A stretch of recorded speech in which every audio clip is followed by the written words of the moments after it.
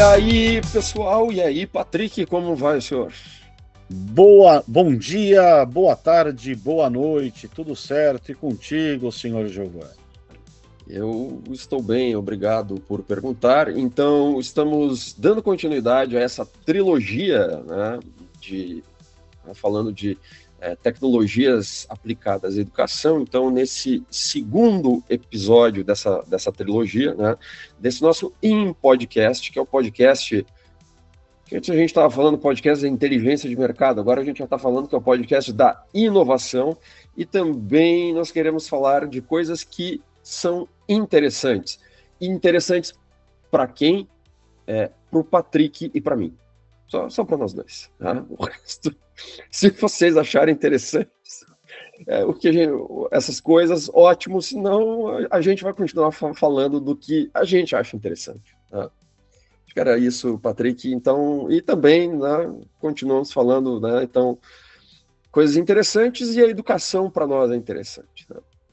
E não se esqueçam, né? Nós temos agora contas em múltiplas plataformas, estamos presentes onde você está presente, já seguindo o conceito dos 4 S's que a gente falou num dos últimos episódios, né? Nos episódios a gente fala, né? Estamos onde você está scrollando neste momento.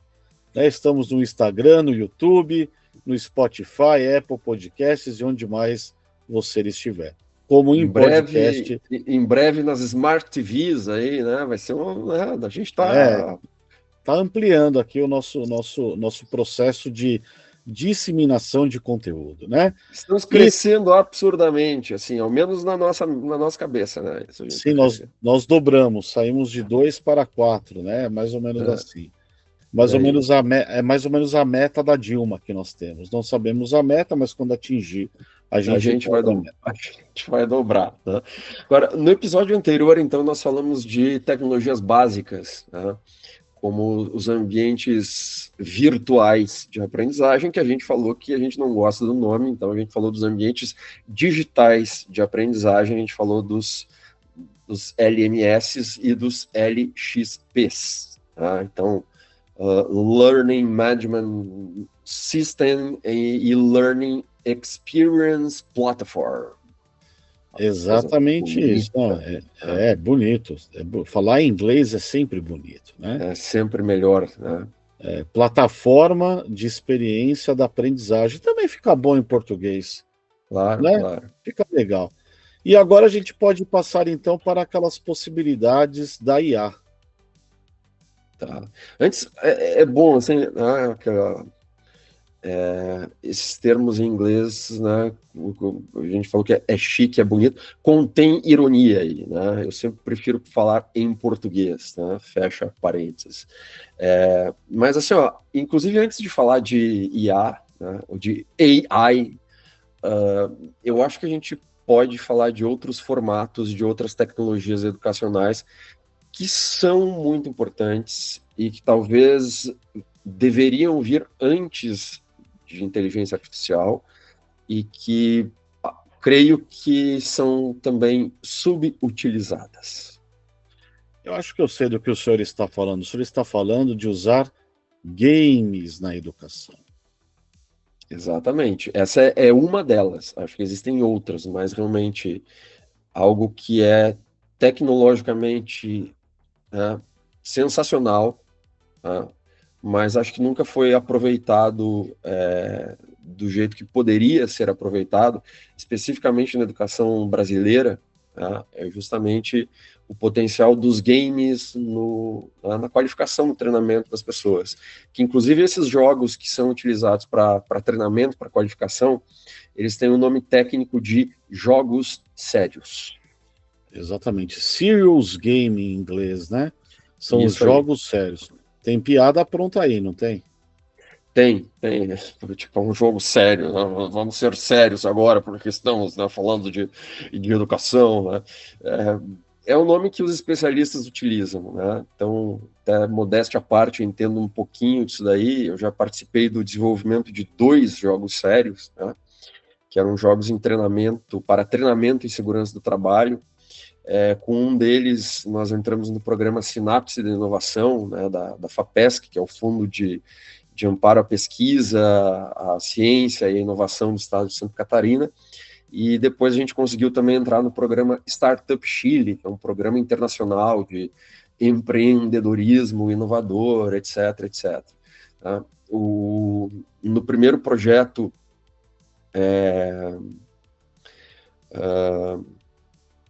o primeiro projeto, então, era para treinamento na norma regulamentadora 10, que tem relação com o trabalho em eletricidade. Tá? Então, foi um jogo só para as pessoas aprenderem essa norma regulamentadora, então, de trabalho com eletricidade.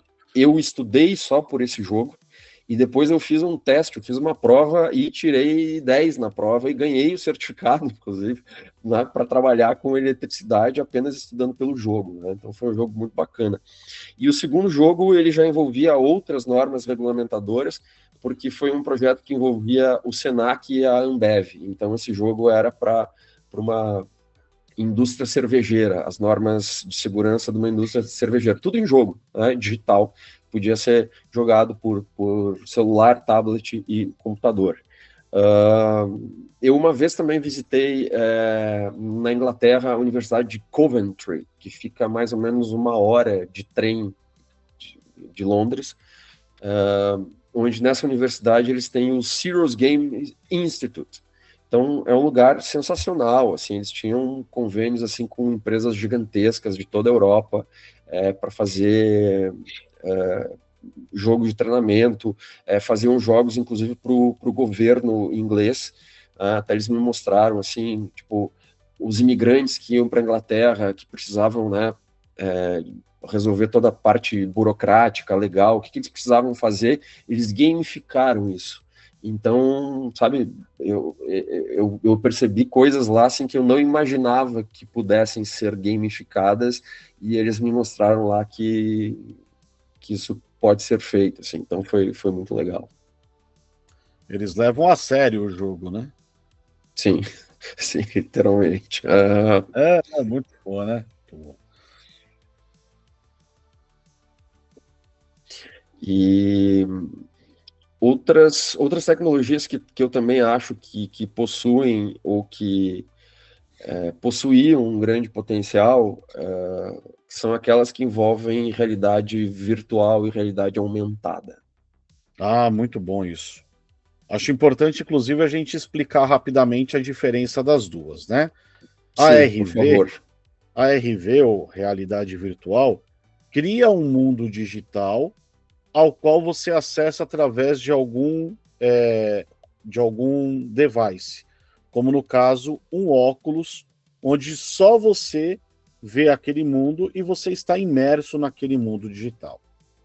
Já a RA, ou realidade aumentada, ela adiciona elementos ou camadas digitais ao mundo real. A realidade aumentada pode ser acessada também por alguns óculos, mas também por celulares, né? Teve uma onda aí, uma febre de, por exemplo, você ver animais na sua sala, ver tubarão, ver cachorro. Aquilo ali é uma espécie de realidade aumentada, né? Inclusive, a gente queria ter feito um projeto com realidade aumentada, mas acabou não sendo possível. A ideia era a gente utilizar óculos de realidade aumentada, né? Tem vários modelos de várias empresas. Acho que o modelo que na época era o mais legal era o Microsoft HoloLens. A gente entrou em contato com a Microsoft não deu muita bola, falou que é coisa da Microsoft dos Estados Unidos, né? Não sei o quê. Aí o kit de desenvolvedor era muito caro e por aí vai, mas a gente fez projeto para isso, assim. A gente bateu na porta de empresas, bateu na porta de governo. Então, o ideal era fazer algo com realidade aumentada, imaginando o seguinte: o cara estava usando aquele óculos, estava andando dentro de uma fábrica, ele ia olhar para uma máquina, sei lá, tem um botão vermelho em uma máquina, geralmente uma máquina de indústria, um botão vermelho significa pane, pare, né? Uma emergência onde você consegue parar a máquina num toque. Então ele olharia, por exemplo, para o botão vermelho e aparecer na lente do óculos dele, ele vendo aquilo integrado com a realidade, dizendo, ó, esse botão vermelho serve para tal coisa. Ele olhava para outro lugar, isso serve para outra coisa. Tipo, cuidado com isso aqui, sabe? Coisas desse gênero. Agora, como eu falei, infelizmente não conseguimos nem investimento privado, nem investimento público para fazer esse projeto. Ainda, quem sabe, um dia, mas provavelmente não. Isso que você falou acontece muito. Por quê? É uma tecnologia interessante, mas às vezes nós não estamos preparados ainda enquanto sociedade para aquela tecnologia, né? Quem sabe a realidade virtual ou a realidade aumentada não volte com força quando esses óculos, esses glasses da vida, né, da Google, a Apple está investindo pesado agora num desses, né? Quem sabe isso não volte à tona e aí sim a gente consiga dar o devido valor que essas tecnologias merecem. Pois é, vinil e CD estão voltando agora à moda, então quem sabe essas tecnologias também voltem, né? É verdade. Mas assim, que fique claro que, obviamente, várias outras empresas conseguiram, né, fazer soluções utilizando realidade virtual e aumentada. Entretanto, para o potencial que esse mercado teria, eu acho que a coisa, né, ainda não foi adiante. Acho que é um potencial técnico, tecnológico e mercadológico que ainda é subexplorado. E isso é na sua opinião e na do Mark Zuckerberg também, né? Isso que você falou faz parte do conceito do metaverso, que ele queria criar, investiu bilhões na ideia, mudou o nome da empresa para Meta, né? Mas é algo que acabou não indo para frente neste momento. A gente não está aqui fazendo previsões do futuro, mas neste momento o metaverso ele não está, né? Como deveria estar ou como se imaginava que ele estaria. Eu acho que foi a primeira vez na vida que eu concordei com esse rapaz aí que o senhor citou. O Zuckerbergzinho? É. Legal. É difícil concordar com ele em algumas coisas. Mas se a gente for analisar perspectivas e desafios para a utilização da tecnologia na educação, quais você elencaria? Eu vou tentar, apesar de eu ter falado pouco até agora, né? Eu vou tentar ser breve. Olha, ainda assim, por incrível que pareça, acho que o primeiro desafio que a gente tem que olhar aqui no país, por incrível que pareça, ainda é a questão de infraestrutura, tá? De equipamento, de rede, de internet boa e por aí vai. Então, professores e alunos precisam ter acesso a equipamentos bons e a internet boa também. E a gente não tem ainda, tá? A gente não pode, apesar, assim, existem mais celulares do que pessoas no Brasil, mas aí, assim, o equipamento que eu estou falando é computador, é um equipamento, né, são telas maiores, que o aluno possa criar coisas, possa consumir o conteúdo de uma maneira melhor e com internet boa. Então, isso ainda acho que é o nosso primeiro desafio, né? É uma questão de infraestrutura, que vem de muito, muito tempo, mas acho que ainda nos bolsões mais pobres do país, não há dúvida que essa falta de infraestrutura é muito séria.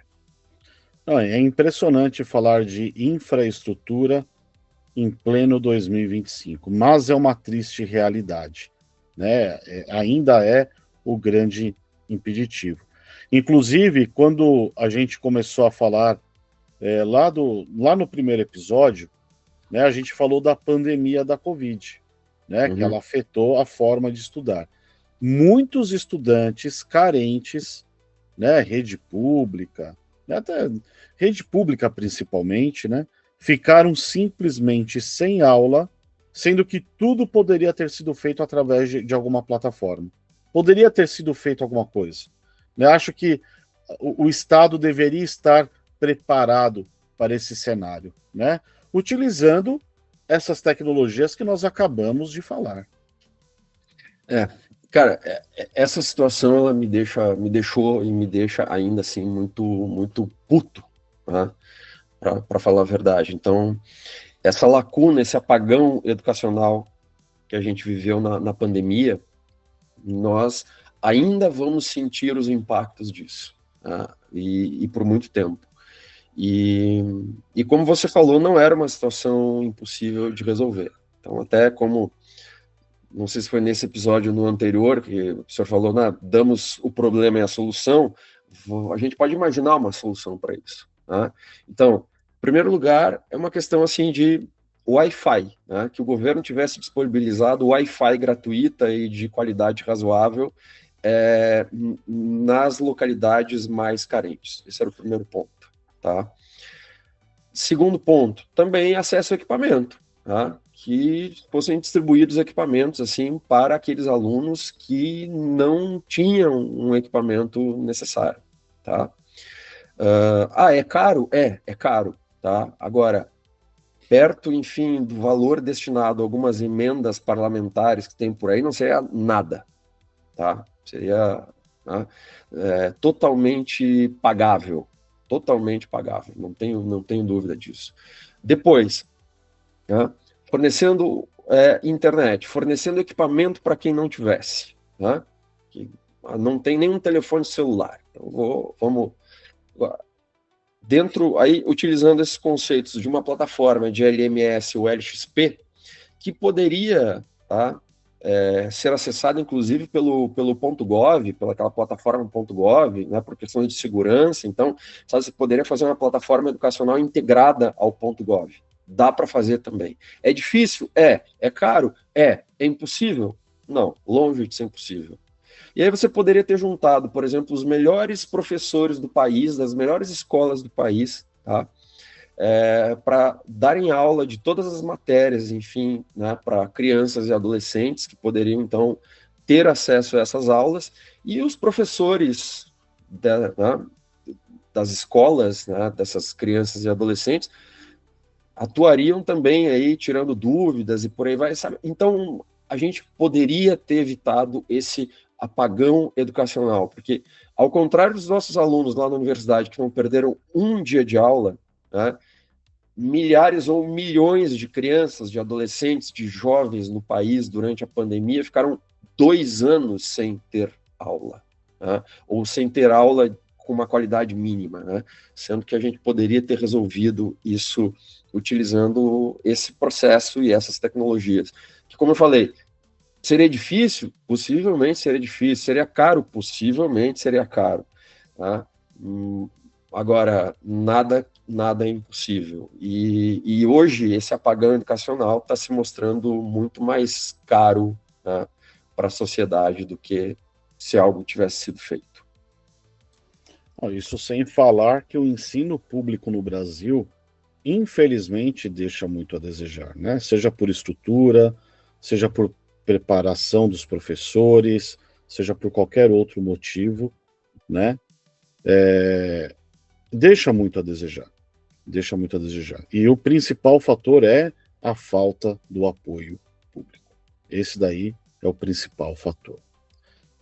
E acho que foi o senhor que me enviou um vídeo daquele professor Eduardo Gianetti da Fonseca, né? Sim. Ele falou, no vídeo ele estava falando que os alunos brasileiros pertencentes ao extrato dos 10% mais ricos, estamos falando de uma pequenérrima camada da sociedade, são menos qualificados que os alunos que estão entre os 10 mais pobres de países desenvolvidos.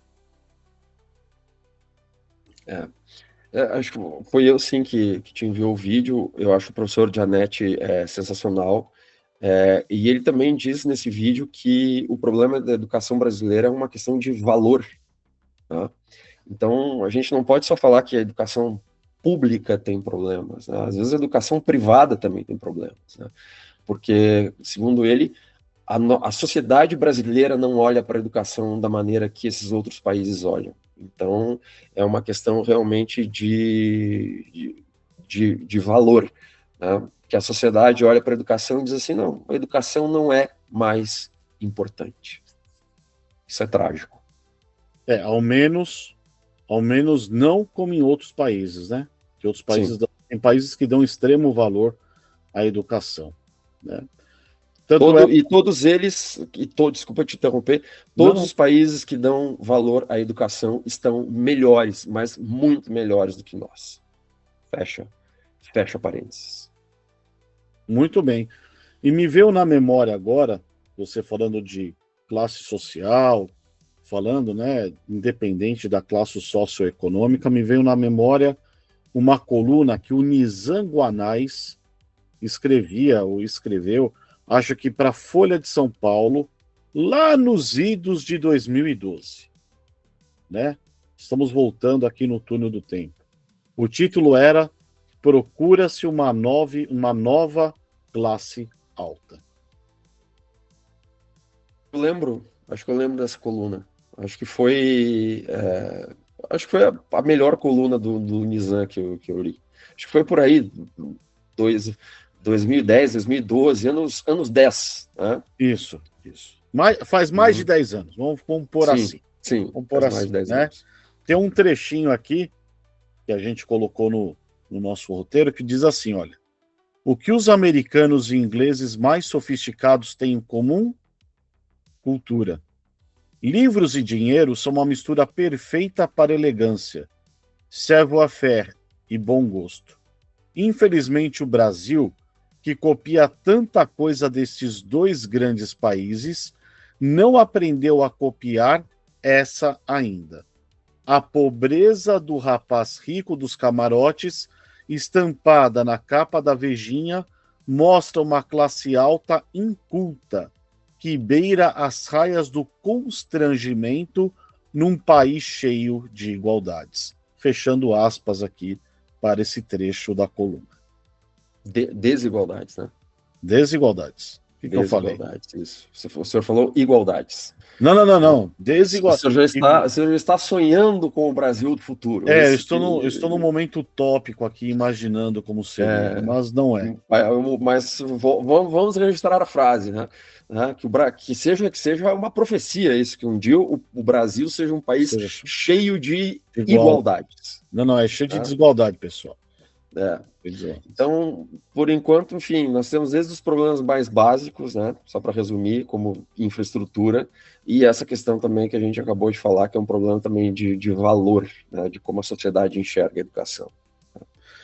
E além disso, para não nos afastarmos da tecnologia e educação, há um grande problema de qualificação de muitos professores, que não dominam o uso de muitas tecnologias. Nós não estamos culpando o professor, apenas não estão dando a eles a oportunidade de se atualizarem, ficarem mais próximos, perderem muitas vezes o medo e o receio de usar tecnologia. A questão do letramento digital, que a gente até já usou esse termo, né? Exatamente. E não é só os professores que possuem problemas nesse letramento digital, né? Os alunos também possuem. Não é porque o garoto, a garota, usa muito celular e gasta muito tempo em mídias sociais que ele possui a chamada fluência digital. Ele sabe usar aquilo ali. E olhe lá. Né? Ele sabe clicar no ícone e abrir e scrollar, né? na timeline. Inclusive, a Agência Nacional de Telecomunicações, a famosa Anatel, publicou em 2023 um estudo analisando as habilidades digitais do brasileiro. É incrível esse estudo, né? Segundo esse material, em média, 29,9% das pessoas no Brasil possuem habilidades digitais básicas. Então, 3 em cada 10. 2,9 em cada 10. E bota básica nisso, né? Estamos falando aqui de copiar ou mover um arquivo, enviar um e-mail com um arquivo anexado, transferir arquivos entre computadores e outros dispositivos, ou mesmo fazer um Ctrl+C e Ctrl+V, copiar e colar um conteúdo. Né? Isso é assustador, né? É um negócio inacreditável.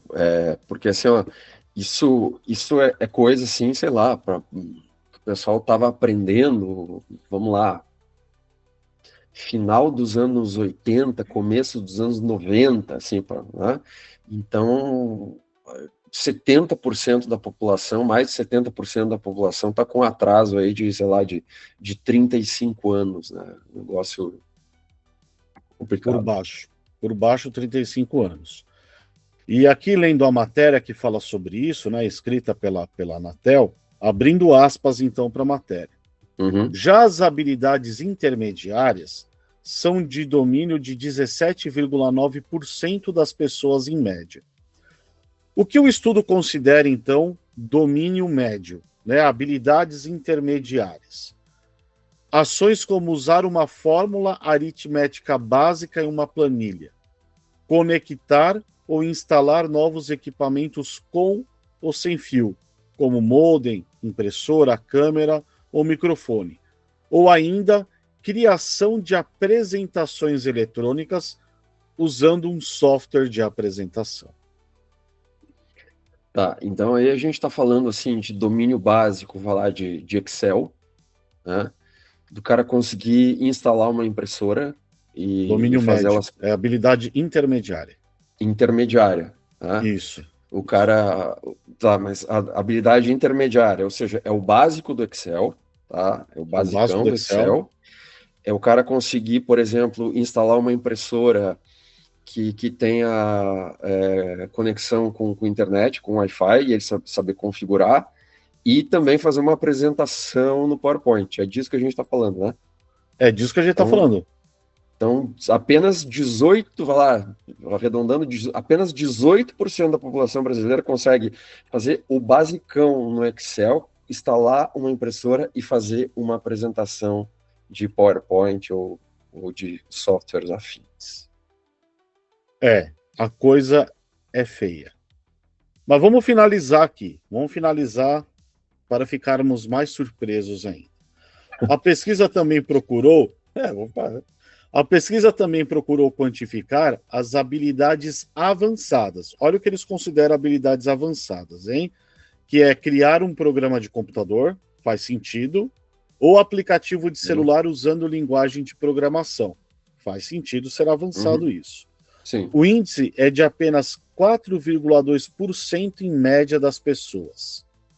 Entre 14 países com informações disponíveis para os três quesitos, quer dizer, habilidades básicas, intermediárias e avançadas, o Brasil é o 12º. Dos 14, o Brasil é o 12º. Dos 14 que estavam nessa pesquisa aí. Nessa pesquisa, exatamente. Os primeiros, né, os países que têm os melhores sistemas educacionais do mundo, acho que hoje é Finlândia e Singapura, se não me engano, né? Nesses dois países, os estudantes assim de ensino médio, eles aprendem programação, tá? Então já estão nessas habilidades avançadas aí. E o Brasil continua sendo o país do futuro, né? No futuro, num futuro muito distante, a gente vai resolver esses problemas aí, né? Olha, acho que é tanto problema que até me deu problema mental aqui, viu? Eu já até me perdi aqui. Eu ia falar exatamente a mesma coisa. Também é tanto problema que já não sei mais nem onde é que eu tô aqui. Então vamos fazer o seguinte, vamos mudar de assunto, vamos voltar aqui para o nosso episódio, vamos falar um pouquinho das tendências e oportunidades de uso da tecnologia na educação. O que você acha? Pode ser. Mas antes, estou retornando um pouco, estou sendo repetitivo, acho que é importante deixar claro uma coisa, né? Que todos esses problemas, eles são contornáveis, tá? Então, como a gente já falou, existe falta de vontade política, tá? E talvez de algum entendimento do potencial da tecnologia, mas principalmente falta de vontade política. E existem, inclusive, exemplos muito legais que foram aplicados em outros países e que servem, ou que poderiam servir de inspiração, né, para que a gente fizesse alguma coisa. Tem um que é um caso sensacional de um professor indiano, que é o Sugata Mitra. Procurem a palestra dele no TED, naquela plataforma de palestras, né? Sugata Mitra. Então, ele queria saber qual seria a reação de crianças indianas pobres que moravam numa favela em Nova Delhi ao se depararem com um computador, a terem acesso ilimitado a um computador. Então, ele colocou um computador, tá? Fez uma construção de tijolos, deixou o computador no meio, é uma espécie de totem de tijolos com o computador no meio, para que, enfim, o computador não fosse, né, resistisse à chuva e que também ninguém levasse embora o computador, obviamente. E deixou com internet, né, e livre acesso às crianças daquela comunidade. E é genial, assim, até emocionante você ver ele falando, porque ele mostra vídeos das crianças, as crianças aprendendo um monte de coisas, tudo sozinhas, inclusive, tá? Uma ajudando a outra, tá? De pé na frente daquele computador. E ele foi incrementando esse experimento, assim, até o ponto de que algumas crianças começaram a aprender inglês, tá? Com a ajuda do que ele chama de as avós inglesas. Ele entrou em contato com senhoras aposentadas, né, do Reino Unido, da Inglaterra, e pediu para que elas, via Skype, tá, dessem aulas de inglês para essas crianças. Aí depois esse computador único, ele foi multiplicando e colocando dentro de algumas escolas pobres da Índia. Tá? E aí nesse ponto as crianças já estavam aprendendo inglês, tá, com avós da Inglaterra, do Reino Unido. E elas começaram a ir muito bem nos testes, elas começaram a melhorar em absolutamente tudo. Né? E o detalhe, por exemplo, nessa aula de inglês que eles tinham, essas senhoras elas não falavam hindi, que é a principal língua, né, da Índia, e as crianças não falavam inglês, e mesmo assim eles deram um jeito de se comunicarem. Tá? Então, esse projeto é interessante porque ele se resume ao quê? A vontade, a criatividade e a tecnologia acessível ou disponível. Tá? Ele também escreveu um livro sobre esse projeto, o nome é The School in the Cloud, tá? The Emerging Future of Learning. Estou falando, né, nesse meu inglês macarrônico porque o livro ainda não foi traduzido para o português. Tá? E o senhor Patrick Nofel, o senhor percebe alguma tendência, né, em tecnologia aplicada à educação? Sim, acho que é uma coisa muito importante, até ela já faz parte de alguns programas de capacitação, né, de muitas empresas e que começa a fazer sentido também para instituições de ensino, é o que nós chamamos de ensino personalizado, de acordo com a capacidade do aluno ou de quem está sendo treinado. Com ferramentas digitais, você consegue fazer algo que é muito difícil no modelo Lowe's e GIS, que é mensurar em detalhes o aprendizado. Você consegue colher métricas e dados ali o tempo inteiro, né? E estamos falando de educação ou aprendizagem aqui, então, orientada por dados. Com ela é possível mensurar quase qualquer coisa e analisar os dados para depois fazer ajustes finos, né, e personalizados. Como, por exemplo, saber qual é o percentual de dúvida em relação a um conteúdo, onde a maioria dos alunos parou de assistir uma determinada aula, quais foram as questões com maior ou menor quantidade de acertos em uma prova, e por aí vai. Vira um produto digital, né? Com métricas digitais, né? Que podem ser analisadas como, né, um aplicativo, um software. Exatamente isso. É um produto, tem que ser encarado como um produto digital educacional, né? E sabe que eu acho isso muito mais importante para a educação do que a IA ainda, né? Se a gente olhar para as políticas públicas de educação, para a realidade das instituições de ensino, mesmo para a realidade de algumas empresas, tá? Algumas, inclusive, com suas universidades corporativas, né? Eu acho que falta ainda muita análise de dados, acho que muito muita ciência de dados ainda poderia ser aplicada à educação, porque se esse tipo de coisa for feita corretamente, acho que as transformações seriam muito mais profundas e robustas do que o uso da IA. Tá? Acho que é uma etapa que a gente não pode pular. Não pode pular, e sem floreio nenhum a gente tem que falar disso, né?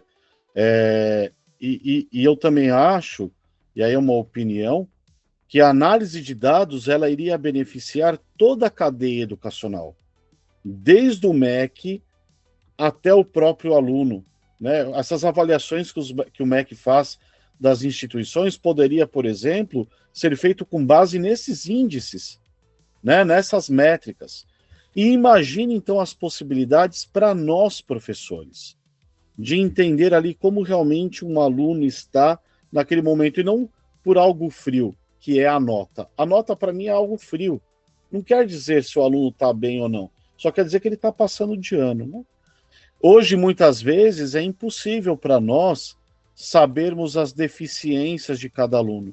Ainda mais quando você começa a trabalhar com turmas muito grandes, né? A gente tenta prestar atenção em cada um, mas é impossível saber com precisão, né? Saber com a precisão que uma análise de dados possibilitaria, né? Aí isso, inclusive, entra naquele conceito de People Analytics, né? Que é o uso de dados para analisar e otimizar a tal da... Não gosto muito dessa palavra, mas vai lá, gestão de pessoas, né? Dentro das organizações, né? Então, as empresas, algumas tomam decisões mais embasadas, né? Na hora de fazer recrutamento, seleção, retenção de pessoas, análise de desempenho, desenvolvimento dos talentos e por aí vai, conseguem fazer isso porque tem dados, né? Então, isso é um universo, é quase que um universo à parte, assim, que se desdobra, né? Se cria um outro universo aí de People Analytics ou algo assim, né? Aliás, People Analytics, ele dá assunto para um outro episódio, porque é um assunto bacana da gente falar também, com muitas possibilidades e muitas variantes, né? Pois é, não, pode dar outro episódio, sem dúvida. Sim, a gente pode falar em determinado momento sobre People Analytics, né? Vamos ultrapassar na trilogia, vai ter mais do que 3 episódios, pelo jeito, né? Mas vamos fazer o seguinte, a gente vai terminar por aqui esse episódio, onde a gente falou um pouquinho mais a respeito dessa dupla que tem que andar de mãos dadas, que é a tecnologia com a educação. E no próximo episódio, a gente vai concluir esse assunto falando de edtechs e de inteligência artificial na educação. Finalmente vamos falar de inteligência artificial. Então tá bom. Por mim tá ótimo, então fechou. Abraço, pessoal. Até a próxima. Abraço, pessoal, e antes de finalizar aqui, quero lembrá-los de nos seguir nas plataformas digitais, né? Estamos no Spotify, no Apple Podcasts, no YouTube e também no Instagram. E até o próximo episódio. Obrigado por sua audiência.